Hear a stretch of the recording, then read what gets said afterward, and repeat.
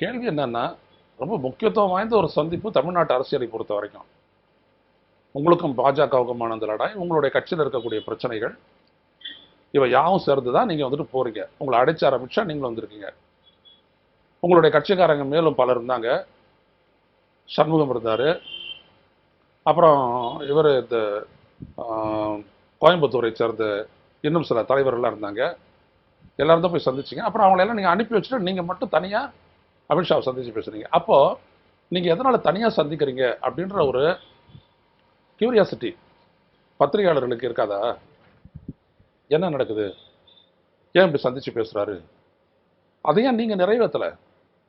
வெளியில் வந்துட்டு இதெல்லாம் நான் பேசினேன், இப்படியெல்லாம் நாங்கள் பேசணும் அப்படின்னு சொல்லிட்டு போயிருக்கலாமே நீங்கள். அப்படி சொல்லாமல் நீங்கள் முகத்தை மறைச்சிக்கிட்டு அப்படியே போனது வந்துட்டு அது விமர்சனத்துக்கு உள்ளாகி இருக்கு. அவ்வளோதான். நீங்கள் ஒவ்வொரு இடத்துலையும் நீங்கள் வந்துட்டு பத்திரிகையாளர்களை குறை சொல்கிறதே உங்களுடைய வடமையாக போயிடுச்சு.